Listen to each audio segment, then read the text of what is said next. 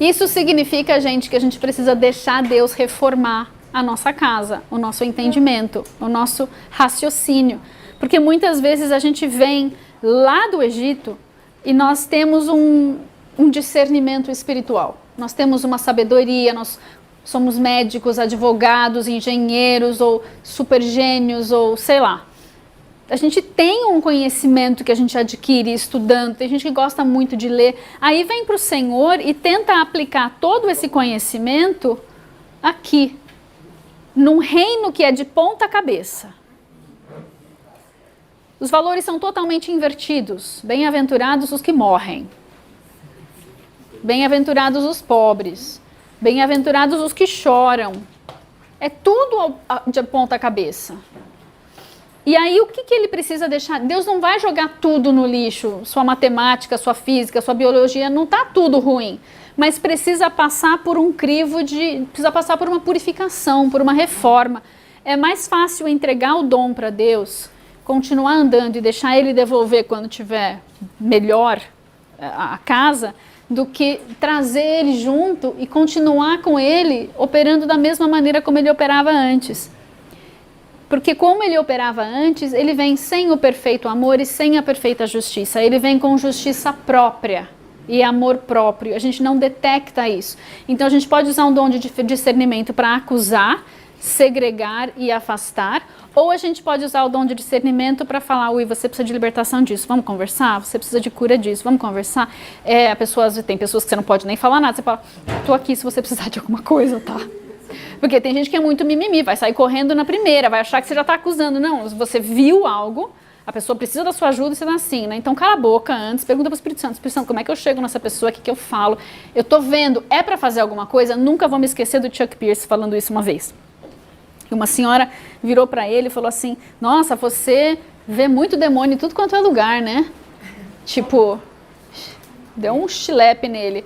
Ele virou, eu vejo mesmo. Ele falou, atrás de toda a árvore, ela falou. E ele falou assim, não, eu vejo muito mais, eu vejo uns 10 atrás de cada árvore, mas eu escolho não interagir com eles.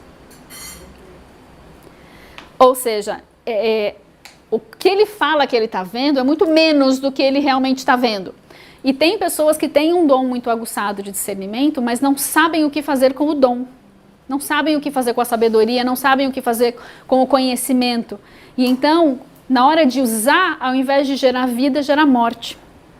Ao invés de resgatar, estender a mão para resgatar a vida, taca o pé em cima e afunda na lama mais um pouco. Porque nós não tratamos da nossa inteligência emocional, não tratamos de outras coisas que precisam ser tratadas, daquela lama que veio do Egito, e estamos usando os nossos dons, que foi Deus que nos deu ainda lá, mas que precisam ser reformados, que precisam ser tratados, que precisam ser purificados. É como o bailarino. O bailarino vai dançar no mundo, quando ele chega na igreja, ele não vai dançar igual ele dançava no mundo, não tem como. Ele vai usar o dom dele para adorar a Deus, ele vai. Mas ele precisa passar por um momento de transformação, de purificação, porque a casa está muito podre. A casa precisa ser limpa, precisa ser cheia de águas vivas, porque quando ele começar a se mover novamente, são outros movimentos e ele vai mover as dimensões do espírito. Quando nós dançamos, quando nós nos movimentamos, faz assim na sua frente. Você está movimentando as dimensões do espírito que você não está vendo. Então aquilo que vibra, que flui de nós, seja decretos, seja pinturas, seja música, seja movimentos, nós estamos tocando as dimensões do espírito e nós podemos destruir ou nós podemos edificar. Nós podemos destruir demônios ou nós podemos destruir estruturas de vida ao redor de uma pessoa por ignorância, porque não sabemos ser movidos pelo Espírito Santo. Tudo isso é pelo Espírito Santo, tudo. O que a gente fala, o que a gente canta, o que a gente, né, o que tem dentro de nós. Você sabe que você está sempre, só um minuto. Você está sempre vibrando, né? Nós não somos estruturas sólidas. Entre cada celulinha, cada moléculazinha aqui tem um espaço e está tudo sempre se movimentando. Esse movimento gera um som, gera uma frequência. Nós estamos vibrando, ninguém está vendo. Mas eu não sou um sólido completo. Eu sou um monte de moléculas com um monte de espaço no meio e elas estão vibrando. E eu estou liberando um som, uma frequência. essa frequência, quando eu entro nos lugares, ela é sentida como alguma coisa ruim entrou aqui, ou ela é sentida como ui, que cheiro bom, que fragrância boa. Não é do perfume, é o perfume de Cristo. De repente, nós estamos entrando nos lugares e o que está dentro de nós é o Espírito Santo, é a glória de Deus, é o fruto do Espírito, são as águas vivas, é o fogo de Deus. E isso tudo é para salvar, não para destruir. É para destruir as obras do inimigo, mas as vidas não.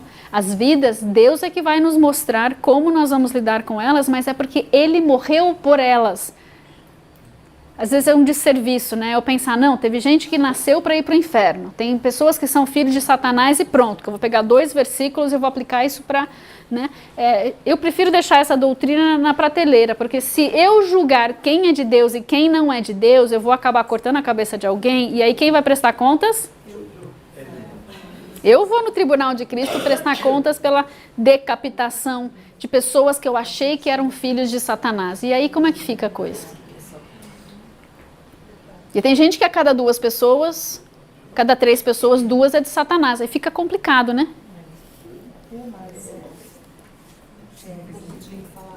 Uma vez eu fui no seminário da Ana Mendes, lá no Bola de Neve, seminário profético. Agora que eu vi a Suzy aqui. E ela estava falando sobre os sons da terra e os sons dos céus. Então ela disse que uma pessoa que é músico, toca bateria, toca alguma coisa assim, se converte, se ela não passar por libertação, por santificação, quando ela vai para o Senhor e vem para a igreja, ela quer, eu quero agora tocar no louvor. Se ela não passar por essa santificação, ela vai trazer esse som para dentro da igreja. Alguns até já assistiram essa pregação. Então, de repente, ela vai começar a tocar atabaque pro preto velho, né? Nem sabe que está fazendo isso, porque está com a lama dentro dela ainda. Exatamente. Agora, não precisa passar por o triste é, o cara que vai para a igreja, chega no altar, e o som do altar não é suficiente para libertar o cara. Porque se você parar para pensar, se os outros músicos estiverem santificados, o som de todos os crentes santificados ali deveria gerar pelo menos uma transformação, ou mudar o ambiente para que ele possa ser liberto. Porque, gente, santo, santo, santo, santo não tem ninguém aqui ainda. Nós somos santos porque, lembra da explicação que a gente deu outro dia? Quando Deus olha para nós, Ele vê caído, Ele vê pecado, Ele vê iniquidade. A gente só vai ser santo quando a gente está dentro de Jesus. Deus olha para nós e vê Jesus. O problema é que nem sempre a gente fica, né? A gente dá umas passeadas, né? Pega uns carrapatos, uns carrapichos, nem sabe mais como volta para dentro de Jesus depois. Esse é o problema. E então, enfim, comecei uma frase que eu não terminei, não lembro mais o que era. Vocês entenderam o recado, né? Nós liberamos frequências. Eu não preciso me santificar, eu não preciso ler a Bíblia, eu não preciso louvar, não preciso interceder. Continua com um monte de lama dentro de você, porque o seu processo, ele tem começo, meio e fim. E você não chega na Terra Prometida se não colocar um pezinho na frente do outro. Você não vai pegar avião. Esse processo não é de avião. Esse processo é a pé. E você vai caminhar, você vai andar com Jesus o caminho todo. E Ele tem rios de águas vivas no caminho todo. Se você tiver sede, pare. Ouça, aonde estão as águas? E Ele vai te levar onde estão as águas. Eu nunca vou me esquecer do livro do Rick Joyner. Qual que é agora? O caminho? Deve ser o caminho. É um que não é o da montanha, que eles escalavam as montanhas. É um que eles tinham que chegar de um lugar no outro e eles passavam por umas florestas e eles falavam, mas cadê as águas? Aonde que tem água? A gente estava morrendo de sede. E aí a pessoa, o anjo, vinha e falava assim, para e ouve. Em todos os lugares do seu caminho tem fontes de águas vivas. É só você parar e procurar. Na analogia do caminho, ele ia procurar as águas. Como é que a gente procura as águas quando a gente não sabe mais o que fazer? Pô, precisa falar para o crente que isso aqui são águas vivas? Que isso aqui é a comida do crente, que vai morrer de inanição se não comer? Eu só consigo ler um versículo por dia. Aleluia. Leia um versículo por dia. Leia, mastigue, declare, decore, libere nos ares, escreva, desenha, o que for. Mas sem esta palavra que é viva. Vou dar o meu testemunho de novo. Quando eu me converti, a minha mãe, na barriga dela, ela fazia yoga. E eu, na barriga dela, passava por todas as consagrações junto. E eu não vou nem falar da yoga, que eu já falei, já deu mó bafafá lá na internet, né? Mas não precisa nem disso. Era tanta consagração demoníaca que eu herdei tudo aquilo. Não sabia nem do que se tratava. Então eu ia para a escola e eu olhava para a lousa, estava limpa, chegava na sala e eu ia fazer uma viagem em algum canto, nos recônditos da minha mente, uma viagem astral, sei lá o que eu ia fazer. Quando eu voltava, a lousa estava cheia e eu não sabia de nada, não conseguia concatenar os fatos. Então eu só tirava D e E, D e E, D e E, era uma desgraça. Na minha escola era A, B, C, D, E, e de 0 a 100. E aí eles colocavam as notas do lado de fora da classe por ordem de nota. Que absurdo. Aí sim eu falo, pelo amor de Deus, aí já é bullying de professor, né? Então o meu nome era sempre os 5 de baixo ali. Então eu já chegava, eu era pequenininha, eu chegava assim, não precisava nem ver a lista inteira, só olhava os últimos 5 ali. Era uma desgrama. Porque a minha mente, ela era toda travada. Quando eu vim para o Senhor, eu tinha uma fome, uma sede, mas pensa na pessoa que não tem raciocínio. Como é que vai ler uma Bíblia, gente? Bíblia é a coisa mais difícil que tem de ler, assim. Para quem é leigo, a pessoa lê, ela já tem um entenebrecimento da mente. O livro já tem um linguajar diferente, não tinha mensagem. Acho que tinha na linguagem de hoje, naquela época, mas me deram uma King James, em inglês, daquela antiga. E me deram uma Almeida, dava, mas eu não entendia bolhufas. Mas eu não conseguia parar de ler. Estava eu lá na fisioterapia, estava eu na aula de cardiologia com a Bíblia aberta, porque eu falava, Deus, esse cara está falando, eu não estou entendendo bolhufas, será que acho que eu vou abrir a Bíblia, né? Era uma bibliazinha de bolso que minha tia tinha me dado. Eu passava a aula lendo. Eu não entendia nada, mas eu não conseguia parar de ler. Sabe o que acontecia? Eu sentia as sinapses. Sentia que o meu cérebro estava sendo recriado, como se ele nunca tivesse acordado e de repente a palavra, ela é sobrenatural, ela transforma, ela cura, ela liberta. E naquela idade, naquele tempo, uma maneira como o Senhor decidiu que Ele ia me libertar era me dando uma sede e uma fome insaciáveis de um negócio que eu nem entendia, mas eu não conseguia parar de ler. Então não é um livro, um conjunto de histórias, umas lendas para você ser bom. Isso é vida, isso é saúde. Isso é cura, é libertação, é transformação. Então, quando me dá esses esquecimentos, volta para a palavra.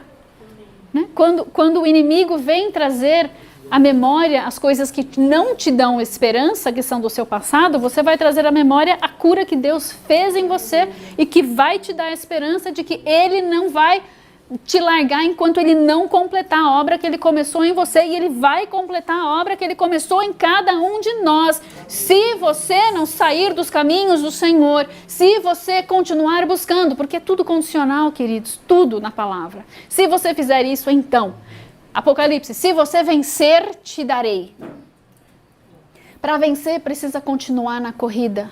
De vez em quando você vai desvanecer, você vai se cansar, você vai desanimar um pouquinho, você vai esmorecer, não tem problema, Jesus está do seu lado, tu se joga nos braços dele, chora lá se precisar chorar, descansa se precisar descansar, bebe se precisar beber e segue, mas não retroceda. Deus tem momentos de vales e montanhas para todos nós. Nós não podemos parar e não somos dos que retrocedem.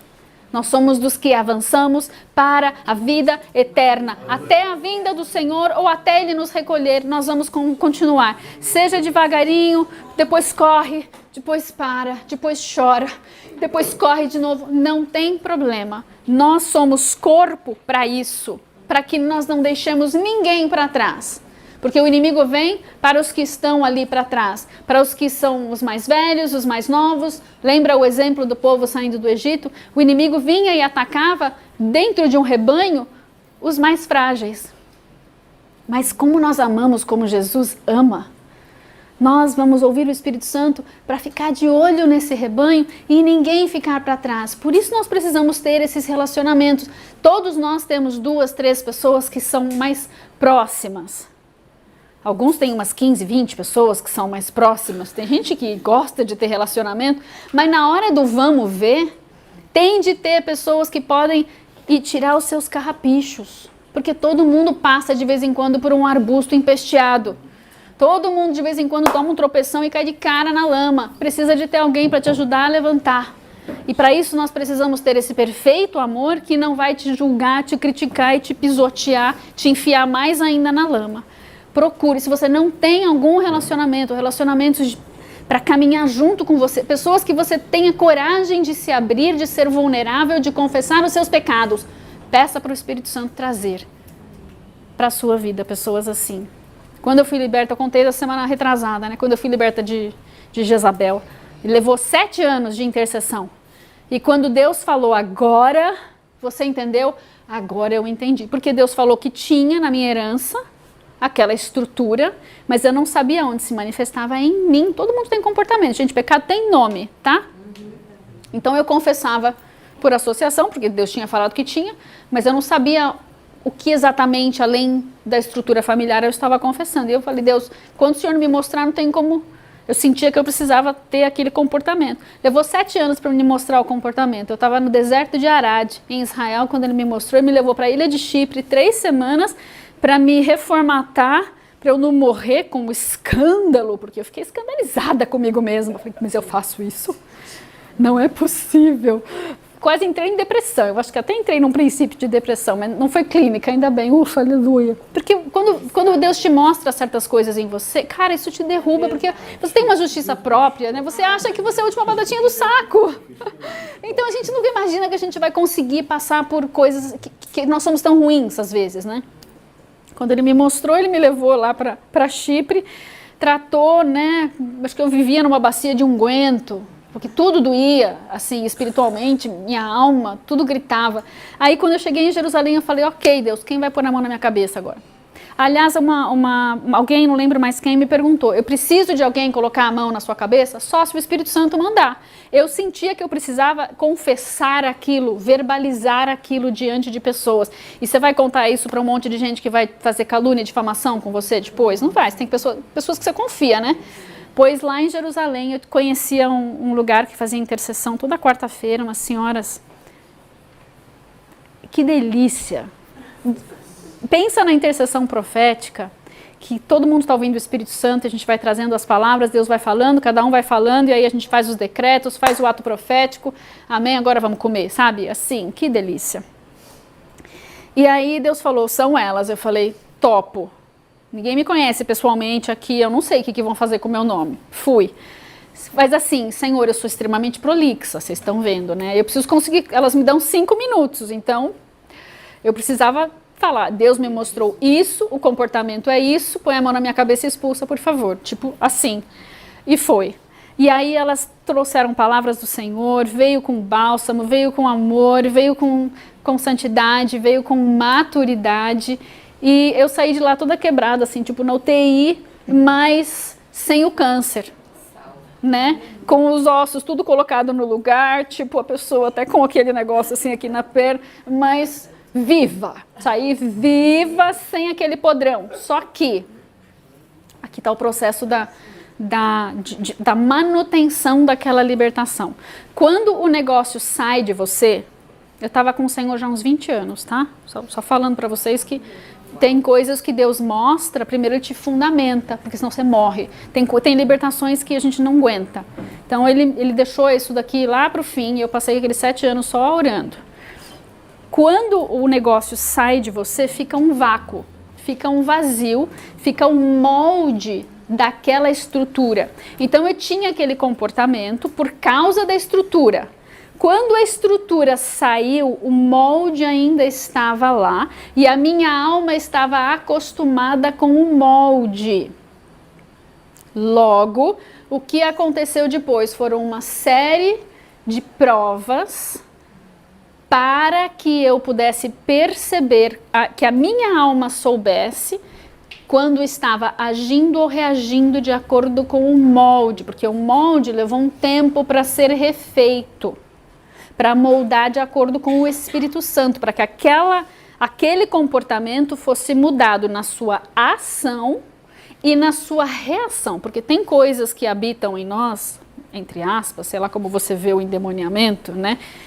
Tem estruturas que nos influenciam. Se você não gostou muito de estar dentro de você, eu vou falar influência, para você não ficar muito mimimi. Tem coisas que nos influenciam que elas são gatilhos. A alma, então você está numa certa situação, é que nem a fragmentação da alma. A alma está lá na prisão e toda vez que aparece uma borboleta, a sua alma reage àquela borboleta, com aquela parte fragmentada da sua alma e dá o pânico, porque você tem pânico de borboleta, como a Ana Mendes disse, porque ela, quando era pequena, colocaram ela num lugar e encheram de mariposas. Então aparecia qualquer borboleta, qualquer mariposa, a alma que estava aprisionada reagia com um ataque de pânico.